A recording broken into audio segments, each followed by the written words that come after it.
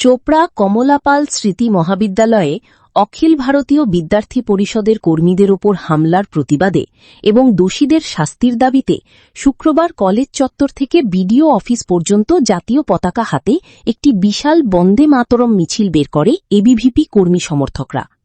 জানা গেছে, গত ৯ জুলাই এবিভিপির ৭৮তম প্রতিষ্ঠা দিবস উপলক্ষে কলেজ চত্বরে বৃক্ষরোপণ কর্মসূচি এবং নতুন ছাত্রছাত্রীদের সহায়তার জন্য একটি স্টুডেন্ট হেল্প ডেস্ক বসানো হয়েছিল। অভিযোগ, এই শান্তিপূর্ণ কর্মসূচির মাঝেই এবিভিপি কর্মীদের ওপর অতর্কিত হামলা চালায় কিছু বহিরাগত ও বিরোধী ছাত্র সংগঠনের নেতারা। ঘটনাকে কেন্দ্র করে দুই পক্ষের মধ্যে ব্যাপক হাতাহাতি ও মারামারি শুরু হয়। এই ঘটনায় অন্তত একাধিক জখম হয়েছেন বলে জানা গেছে। পরিস্থিতি নিয়ন্ত্রণে আনতে দ্রুত ঘটনাস্থলে পৌঁছায় পুলিশ। এই ঘটনায় জড়িত থাকার অভিযোগে ছাত্র পরিষদের এক নেতাকে আটক করা হয়েছে। এবিভিপির উত্তরবঙ্গের রাজ্য সম্পাদক দীপ দত্ত জানান, চোপড়া কলেজে দীর্ঘদিন ধরে যে ভয়ের পরিবেশ তৈরি করে রাখা হয়েছিল তা আস্তে আস্তে পরিবর্তন হতে শুরু হয়েছে। কিন্তু কিছু কাকুর বয়সী ছাত্রনেতা কলেজের ইউনিয়ন রুম, ক্লাসরুম ও সামাজিক তহবিলের টাকার লোভ ছাড়তে পারছে না।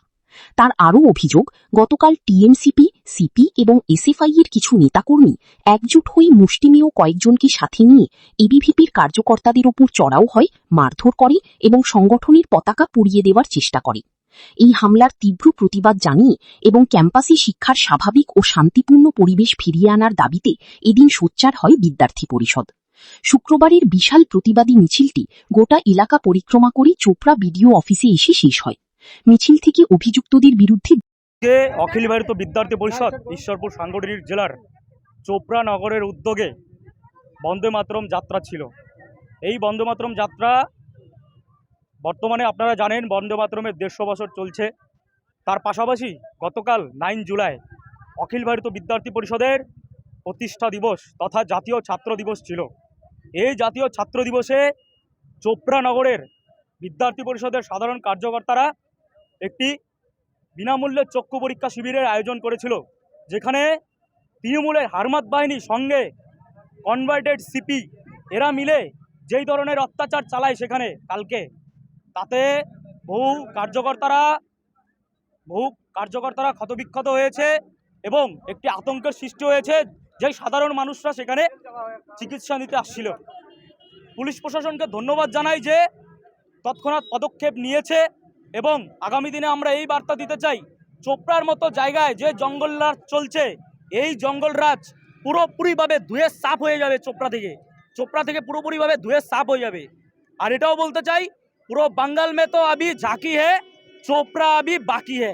তো আগামী দিনে চোপড়াতেও আমরা আমাদের পদ্ধতিতে কাজ করব এবং চোপড়া কলেজে যে গুন্ডারাজ এবং রাজনৈতিক মহল তৈরি হয়েছে, এই রাজনৈতিক মহলকে পুরোপুরিভাবে ক্যাম্পাস থেকে ধুয়ে মুছে সাফ করে দিব। আমরা অখিল ভারতীয় বিদ্যার্থী পরিষদের অঙ্গীকার, বাংলার প্রত্যেকটি কলেজ বিশ্ববিদ্যালয়ে কোনো রাজনৈতিক পতাকা, রাজনৈতিক স্লোগান, কোনো দাদা দিদি, কোনো রাজনৈতিক ব্যক্তির ছবি থাকবে না।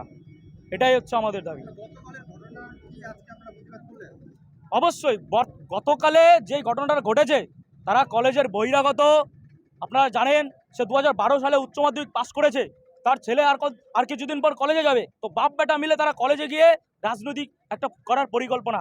এই ধরনের যে ব্যক্তি, এই প্রোডাক্টগুলোর বিরুদ্ধে এবিভিপির লড়াই। কালকে যে আমাদের পুরো ঘটনাটা হয়েছিল ওই বিষয়ে প্রতিবাদ করেছি।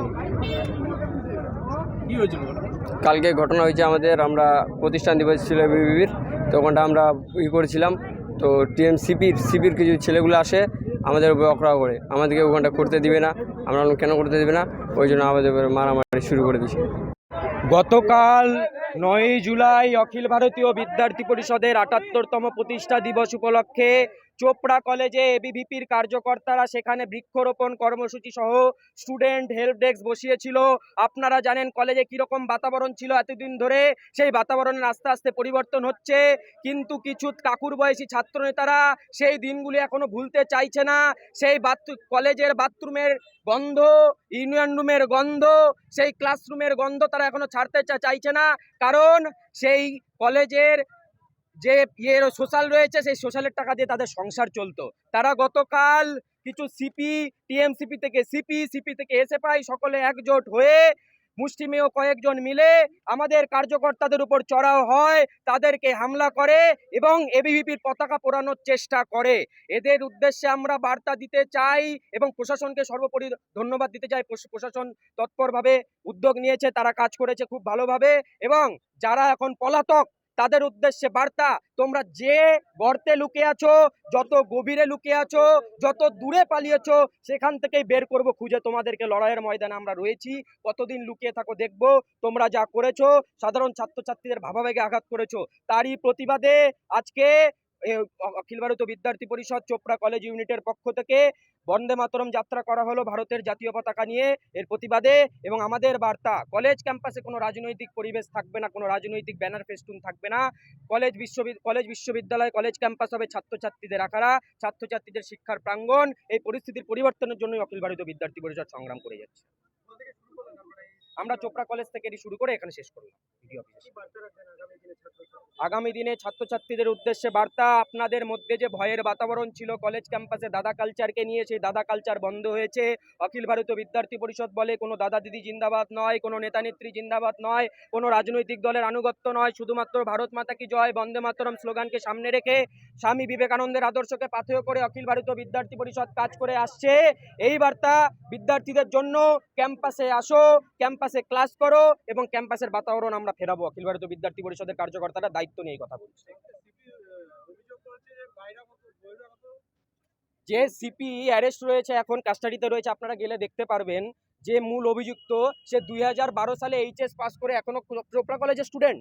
এই প্রশ্নটা আমি রাখতে চাই, 2012 সালে এইচএস দিয়েছে, সে এখনো চোপড়া কলেজে